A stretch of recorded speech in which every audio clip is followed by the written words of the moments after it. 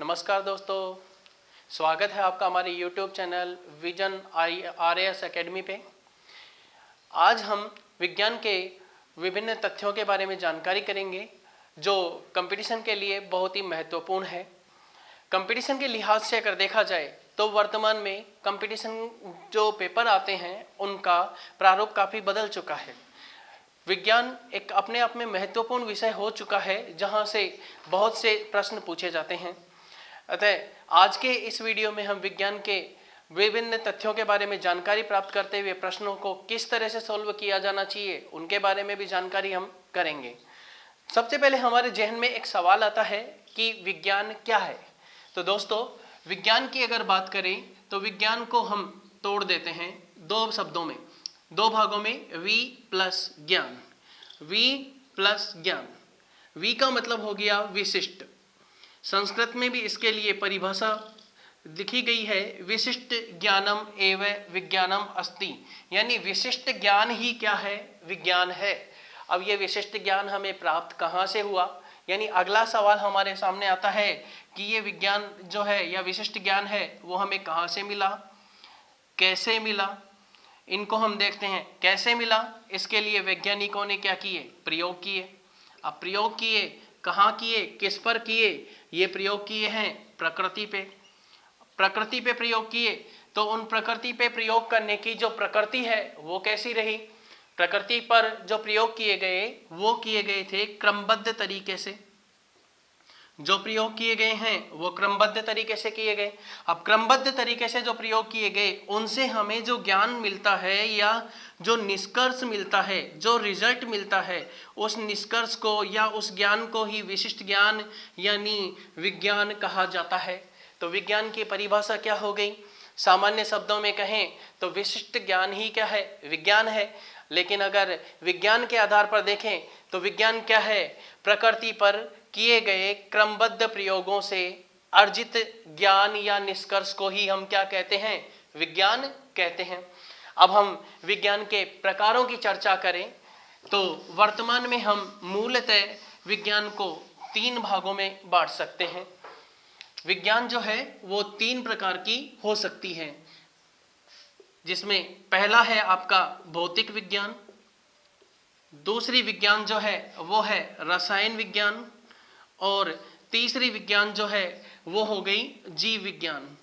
हालांकि विज्ञान को दो रूपों में अलग अलग तरीके से सत्य और असत्य विज्ञान के आधार पर भी बांटा जाता है, सत्य विज्ञान और असत्य विज्ञान। सत्य विज्ञान हमेशा निष्कर्षों पर आधारित होती है और असत्य विज्ञान सदैव अवधारणाओं पर आधारित होती है, अवधारणाओं पर आधारित होती है। सत्य विज्ञान जो है सदैव किसी भी देश, किसी भी काल, किसी भी परिस्थिति के अनुसार सदैव एक जैसी रहती है, अर्थात उसमें किसी तरह का कोई परिवर्तन नहीं आता। जबकि असत्य विज्ञान जो है देश, काल, परिस्थिति के अनुसार समय समय पर बदलती रहती है। आज हम पढ़ते हैं सामाजिक विज्ञान भी एक विज्ञान है। अब ये सामाजिक विज्ञान विज्ञान होते हुए भी वास्तविक विज्ञान नहीं है, बल्कि असत्य विज्ञान है। क्यों? क्योंकि ये अवधारणाओं पर आधारित है। लेकिन अगर हम सत्य विज्ञान की बात करें तो सत्य विज्ञान को हमने तीन भागों में बांट दिया है, जिनके नाम हैं भौतिक विज्ञान, रसायन विज्ञान और जीव विज्ञान। अब सवाल ये उठता है कि भौतिक विज्ञान क्या है, सवाल ये उठता है रसायन विज्ञान क्या है और जीव विज्ञान क्या है। भौतिक विज्ञान क्या है, नाम से ही पता चल रहा है कि हम इसमें भौतिक अवस्थाओं के बारे में पढ़ते हैं, फिजिकल स्टेट के बारे में पढ़ते हैं। विज्ञान की वह शाखा जिसमें हम पदार्थ की भौतिक अवस्थाओं के बारे में पढ़ें। अब भौतिक अवस्था का मतलब क्या हो गया कि हम उसको छू करके देख सकें, तो वो ठोस महसूस हो या लिक्विड द्रव महसूस हो या फिर गैसीय अवस्था में हो। ये पदार्थ की मूल तीन अवस्थाएं हैं। इसके अलावा दो अवस्थाएं और भी हैं जिनकी हम आगे कभी चर्चा करेंगे, जिनमें प्लाज्मा है और बोस-आइंस्टीन कंडेंसेट है। लेकिन फिलहाल हम बात कर रहे हैं पदार्थ की भौतिक अवस्थाओं के अध्ययन के विज्ञान को हम क्या कहते हैं, भौतिक विज्ञान। और भौतिक विज्ञान में तीन मूल अवस्थाएं हैं, जिनमें ठोस है, द्रव है और गैस है।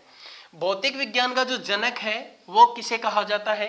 तो भौतिक विज्ञान का जनक जो है वो न्यूटन को कहा जाता है। लेकिन आधुनिक भौतिक विज्ञान का जनक किसे कहा जाता है? तो इसका आंसर हो जाएगा अल्बर्ट आइंस्टीन। Albert Einstein. तो कुल मिलाकर के हमारे सामने इस तरह के दो प्रश्न बने। एक तो बना कि भौतिक विज्ञान का जनक कौन है, आपका आंसर होगा न्यूटन। दूसरा प्रश्न बनता है भौतिक विज्ञान का, आधुनिक भौतिक विज्ञान का जनक कौन है, तो आप आंसर करेंगे अल्बर्ट आइंस्टीन। अगला है रसायन विज्ञान। रसायन विज्ञान क्या होती है? रसायन, जैसा कि नाम से ही पता चल रहा है, रसायन मतलब होता है केमिकल। केमिकल यानी कोई भी पदार्थ कौन से केमिकल से यानी कौन से रसायनों से बना है, इसकी जानकारी हमें विज्ञान की जिस शाखा से प्राप्त होती है उसे हम रसायन विज्ञान कहते हैं। देखिए, जैसे आप कहते हैं कि हम जो नमक खाते हैं उस नमक का फॉर्मूला हम पढ़ते हैं NaCl। इसका मतलब ये हुआ कि जो नमक है उसमें Na मतलब सोडियम और Cl मतलब क्लोरीन, दो रसायन है, इनको आपस में मिलाने से नमक बना। अब ये विभिन्न अनुपातों में मिलाए जाते हैं, उस आधार पर ये या तो यौगिक बनेंगे या मिश्रण बनेंगे, और अगर ये प्योर फॉर्म में है तो तत्व होंगे। तो तत्व, यौगिक और मिश्रण, इनका अध्ययन हम करते हैं विज्ञान की जिस शाखा में, उस विज्ञान का नाम है रसायन विज्ञान। कहने का मतलब ये हुआ कि कोई पदार्थ किन किन चीजों का मिश्रण है या किन किन चीजों का यौगिक है, इस बात की जो स्टडी की जाती है वो है रसायन विज्ञान। रसायन विज्ञान का जनक जो है वो कहा जाता है लेवासिए को। लेवासिए को रसायन विज्ञान का जनक कहा जाता है।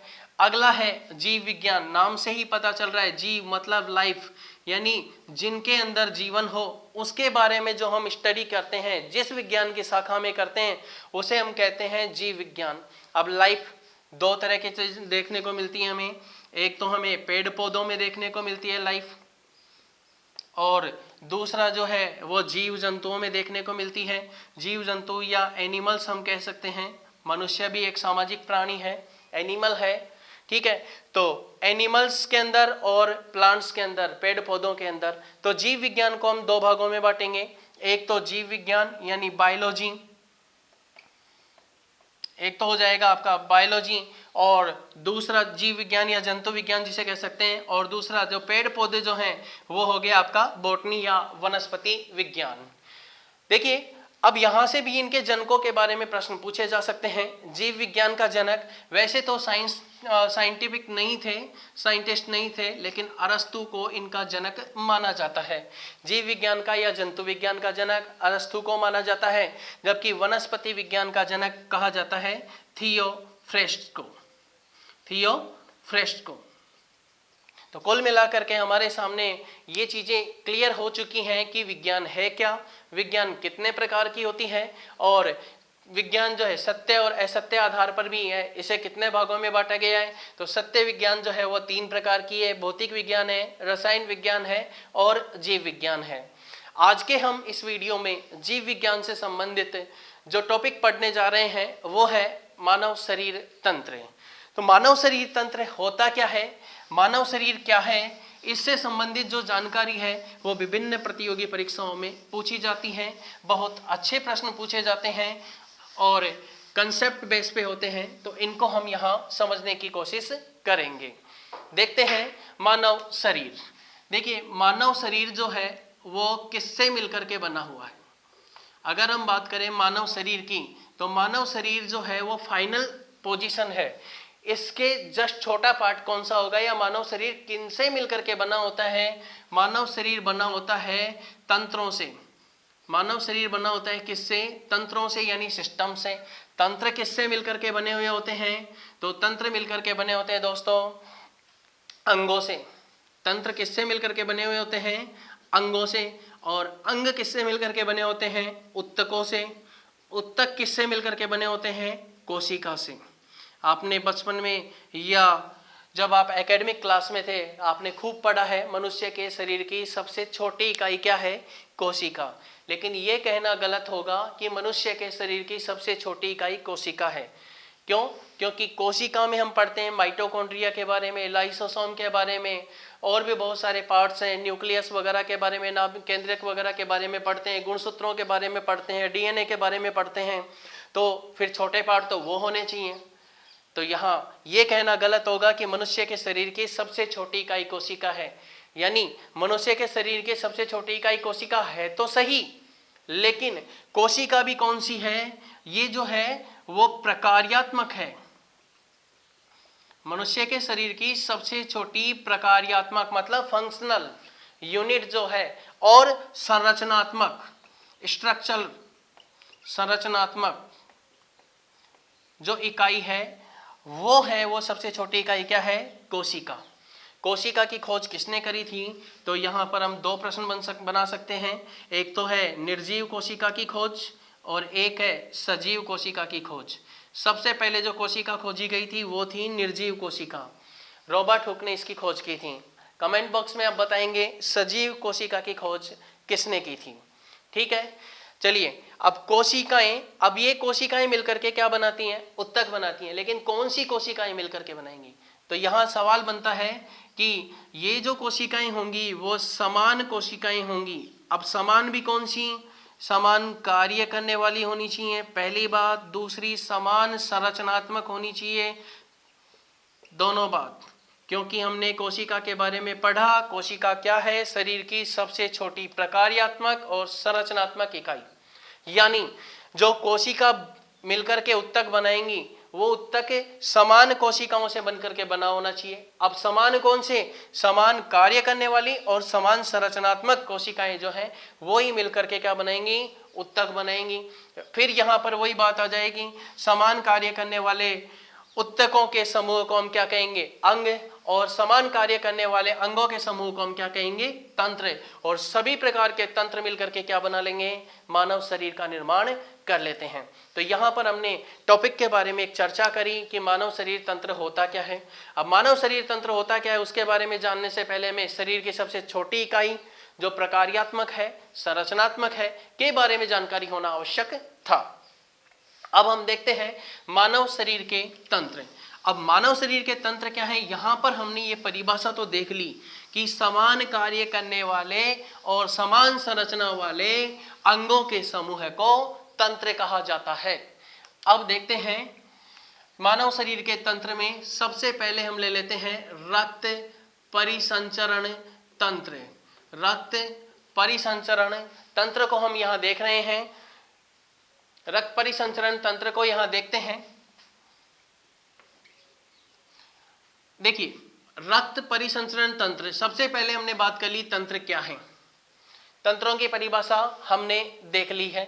दूसरा जो है परिसंचरण क्या है, परिसंचरण का मतलब होता है, शाब्दिक अर्थ होता है बहना, टू फ्लो, सिस्टर वाला बहना नहीं है, टू फ्लो मतलब प्रवाहित होना, शुद्ध हिंदी में अगर देखा जाए तो। ठीक है, अब रक्त आपको पता है ही, मारवाड़ी में भी आप इसको खून बोलते हो, लोई बोलते हो, जो भी आपको समझ में आता है, रक्त है, ब्लड है। ठीक है, तो रक्त का बहना ही क्या है, रक्त का बहना हम यहाँ पर पढ़ेंगे। अब रक्त का प्रवाहित होना वो भी जिन अंगों के समूह में, वो क्या कहलाएगा, रक्त परिसंचरण तंत्र। रक्त परिसंचरण तंत्र की खोज किसने करी, विलियम हार्वे नामक वैज्ञानिक थे, इन्होंने सर्वप्रथम रक्त परिसंचरण तंत्र की खोज की थी। रक्त का अध्ययन किसमें किया जाता है, रक्त का अध्ययन विज्ञान की जिस शाखा में किया जाता है उसे बोलते हैं हेमेटोलॉजी। ठीक है, तो रक्त परिसंचरण तंत्र आज का हमारा टॉपिक है।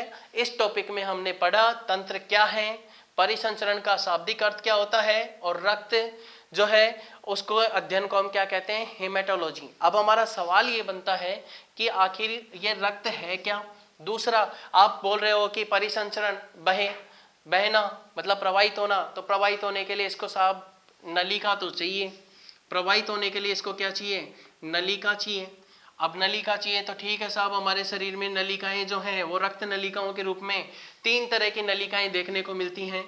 एक तो है आपकी धमनी, एक है सिरा, और बीच में इन दोनों को जोड़ने वाली छोटी छोटी नलिकाएं जिन्हें कैपिलरीज कहते हैं या सूक्ष्म नलिकाएं कहते हैं। 3 प्रकार की नलिका हमें देखने को मिलेंगी। अब रक्त को बहना जरूरी है, तो बहना जरूरी है तो उसको बहाने के लिए उसको पंप करना भी आवश्यक है। जब तक हम उसे पंप नहीं करेंगे, हमारे शरीर में कोई मोटर नहीं होगी, तब तक वो बहेगा नहीं। तो हमारे शरीर में एक मोटर भी लगी होती है। जैसे हम अपने घर में टंकी के ऊपर, जो टंकी है ऊपर जो छत पे रखी होती है, उसमें पानी चढ़ाने के लिए मोटर का प्रयोग करते हैं। अब मोटर से उसको पंप किया जाता है। ऐसे ही हमारी बॉडी में एक पंप होता है, एक मोटर होती है। इस मोटर का नाम है हार्ट, हृदय। तो कुल मिलाकर के हम परिसंचरण तंत्र में 3 चीजों के बारे में पढ़ते हैं। एक तो है आपका रक्त, दूसरा है मोटर जो इसको पंप करे, उसका नाम है हृदय, और तीसरा है जिसके माध्यम से ये पूरे शरीर में ट्रेवल करता है, बहता है, प्रवाहित होता है, वो है नलिकाएं। तो कुल मिलाकर के हमारे सामने 3 पॉइंट आ गए हैं जिनके बारे में हमें पढ़ना है, या यूं कहें 3 अंग आ गए हैं जिनके बारे में हमें जानकारी प्राप्त करनी है। पहला अंग है रक्त, दूसरा है जिसको उत्तक, ये एक उत्तक होता है, दूसरा है हृदय, और तीसरा है नलिका। अब सबसे पहले सवाल ये उठता है कि रक्त क्या है, किन किन चीजों से मिलकर के बना होता है, हमारी बॉडी में रक्त की मात्रा कितनी होनी चाहिए, इन सब सामान्य जानकारी हम देखते हैं यहाँ। सबसे पहले हम बात करते हैं कि रक्त क्या है। रक्त क्या है? तो रक्त जो है वो तरल अवस्था में है, बिल्कुल है। ये कोशिकाओं का समूह है और कोशिकाएं मिलकर बनाती हैं क्या? उत्तक। यानी ये हमें पता चला कि रक्त जो है वो क्या है? तरल उत्तक है, तरल उत्तक है। अब ये तरल उत्तक होने के साथ साथ शरीर के विभिन्न भागों को आपस में जोड़ने का काम भी करता है, इसलिए इसे क्या कहते हैं? संयोजी। तो हमारी पहले प्रश्न का आंसर आ गया है कि रक्त क्या है। रक्त एक प्रकार का तरल संयोजी उत्तक है। रक्त क्या है? तरल संयोजी उत्तक है। ये थोड़ा उल्टा हो गया है, संयोजी बीच में आना चाहिए, ठीक है। तरल संयोजी उत्तक है रक्त। दूसरा प्रश्न था कि मनुष्य के शरीर में रक्त होता कितना है। तो रक्त की मात्रा जो है लगभग 5 से 6 लीटर रक्त पाया जाता है स्वस्थ मनुष्य में। स्वस्थ मनुष्य में रक्त की मात्रा कितनी है? 5 से 6 लीटर। आमतौर पर यह महिलाओं में पुरुषों की तुलना में आधा लीटर कम पाया जाता है। एक स्टडी ये कहती है आधा लीटर कम महिलाओं में, ठीक है। इसके पीछे लॉजिक क्या है वो तो कुछ भी नहीं है, ठीक है। कई महिलाओं में ऐसा भी है कि ज्यादा भी रक्त होता है, एक औसतन रूप से है ये ऐसा। अगर हम भारानुसार प्रतिशत की बात करें तो भारानुसार मनुष्य के शरीर में लगभग 7 से 10% के बीच में रक्त पाया जाता है। भारानुसार प्रतिशत की बात करें तो रक्त मनुष्य के शरीर में कितना है? 7 से 10%। इसका मतलब क्या हुआ? इसका मतलब यह है जैसे मान लीजिए एक आदमी जिसका वजन 60 किलो है, अब 60 किलो है तो उसके अंदर रक्त कितना मिलेगा? 7 से 10% एवरेज ले लेते हैं इसका 8, ठीक है। 8 का अगर लेंगे तो इसको मल्टीप्लाई करके इसको सोल्व करेंगे तो 4 पॉइंट समथिंग आ जाएगा, 4.8 लीटर, मतलब लगभग 5 लीटर के आसपास रक्त पाया जाता है, ठीक है। तो भारानुसार प्रतिशत मान कितना हो गया? 7 से 10%। मनुष्य अगर रक्त का दान करता है तो इस दौरान 1 यूनिट रक्त लिया जाता है। अब 1 यूनिट बराबर कितना हो जाएगा? 350 ml। 1 यूनिट में कितना रक्त होता है? 350 ml रक्त होता है। अब रक्त जब ले लिया जाता है तो उसको स्टोर भी किया जाता है। स्टोर करने के लिए हमें टेम्परेचर कितना चाहिए? 4 डिग्री सेल्सियस। इससे ज़्यादा होगा तो रक्त खराब हो सकता है। कमेंट बॉक्स में आप ये भी बताएंगे या एक प्रश्न को सर्च कीजिएगा कि रक्त को हम कितने दिन तक सुरक्षित रख सकते हैं मिनिमम, ठीक है। नेक्स्ट है रक्त जो है वो किन किन से मिलकर के बना होता है उसके बारे में बात करें। और रक्त के पीएच मान की बात करें, रक्त का पीएच मान जो है वो होता है 7.4। पीएच क्या है? एक टेबल होती है जिसमें अम्ल, क्षार और उदासीन के बारे में पता चलता है। ये 0 से लेकर के 14 तक होती है। बीच का मान होता है 7।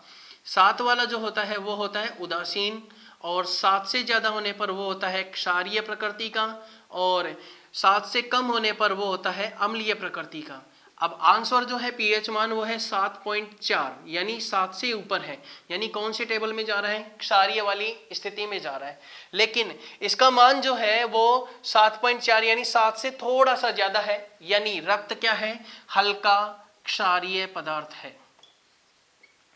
रक्त की प्रकृति कैसी है, हल्का क्षारीय पदार्थ है। अब सवाल ये उठता है कि रक्त बनता कहाँ है, रक्त का निर्माण कहाँ पर होता है। तो रक्त का निर्माण की बात करें, रक्त का निर्माण जो है वो होता है अस्थि मज्जा में, बोन मैरो में। रक्त का निर्माण अस्थि मज्जा में होता है, बोन मैरो में। अब बोन मैरो क्या है, मनुष्य के शरीर में जो बड़ी बड़ी हड्डियां पाई जाती हैं उनमें छोटे छोटे होल्स मिलते हैं। उन छोटे छोटे होल्स को मैरो कहते हैं या मज्जा गुहा कहते हैं। उस मज्जा गुहा में एक लिक्विड पाया जाता है, उस लिक्विड को बोलते हैं अस्थि मज्जा। अस्थि यानी हड्डी और उसके अंदर पाए जाने वाला लिक्विड, ये दो प्रकार के आवरण से बना होता है। एक भाग होता है लाल भाग, एक भाग होता है पीला भाग। लाल भाग से आरबीसी यानी लाल रक्त कणिकाओं का निर्माण होता है और पीले भाग से श्वेत रक्त कणिकाओं का निर्माण होता है। आरबीसी के साथ साथ प्लेटलेट्स का निर्माण भी लाल अस्थि मज्जा में ही होता है। लेकिन जब शिशु माँ के पेट में होता है तो उस समय बड़ी हड्डियां होना तो संभव नहीं है, क्योंकि एक इतना सा पेट होता है जिसके अंदर शिशु जो होता है वो बिल्कुल ऐसे फोल्डिंग पोजीशन में रहता है। अब हड्डियां अगर लंबी होंगी तो उस स्थिति में ही अस्थि मज्जा होगा, हड्डियां अगर छोटी होंगी तो अस्थि मज्जा होना संभव नहीं है। ऐसी स्थिति में भ्रूण अवस्था में ब्लड का निर्माण कहाँ पर होता है, ये आपको कमेंट बॉक्स में कमेंट करके बताना है। ठीक है, तो निर्माण हो गया कहाँ पर, अस्थि मज्जा में। अब ये रक्त जो है, रक्त ये स्प्लीन में इकट्ठा भी होता रहता है। स्प्लीन में यानी प्लीहा में इकट्ठा होता रहता है, इसलिए प्लीहा को या स्प्लीन को ब्लड बैंक भी कहा जाता है। हमारे शरीर का ब्लड बैंक क्या है, तो आपका जवाब होगा स्प्लीन या प्लीहा। ठीक है, ये रक्त के बारे में सामान्य जानकारी थी कि रक्त क्या है। तो आप कहेंगे रक्त एक प्रकार का तरल संयोजी उत्तक है। रक्त की मात्रा कितनी पाई जाती है, आप कहोगे 5 से 6 लीटर। महिलाओं में पुरुषों की तुलना में आमतौर पर आधा लीटर कम होता है। इसके कोई ज़्यादा खास प्रमाण तो है नहीं, लेकिन एक स्टडी में यह दावा किया गया है। भारानुसार प्रतिशत मात्रा की बात करें तो 7 से 10% मात्रा है।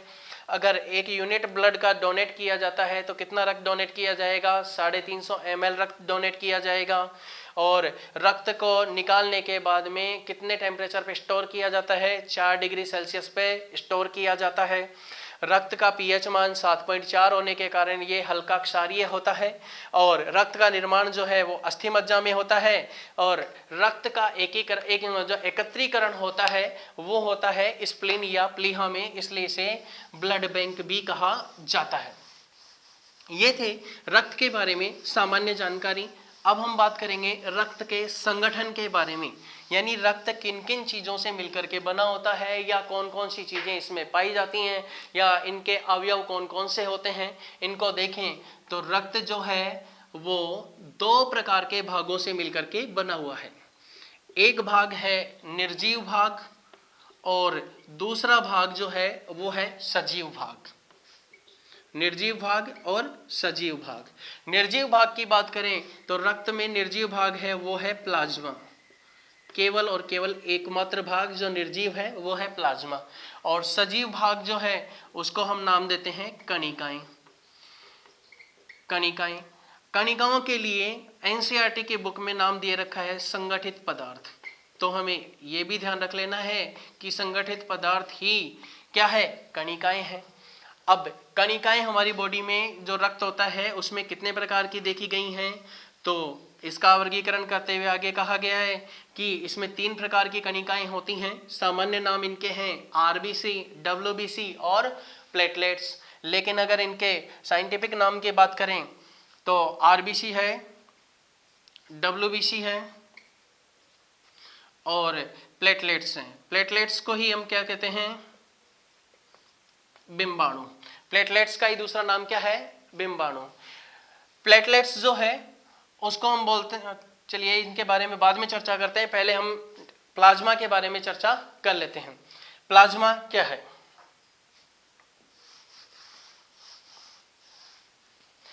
सवाल ये उठता है कि प्लाज्मा क्या है। प्लाज्मा जो है रक्त का एकमात्र निर्जीव भाग है।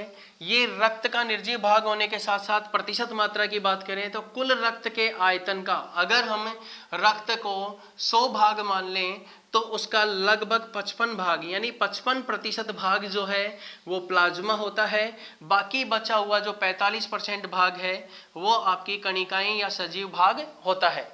प्लाज्मा की बात करें तो प्लाज्मा में कई प्रकार के पदार्थ मिलते हैं, जिनमें लगभग 90 से 92% तो जल पाया जाता है।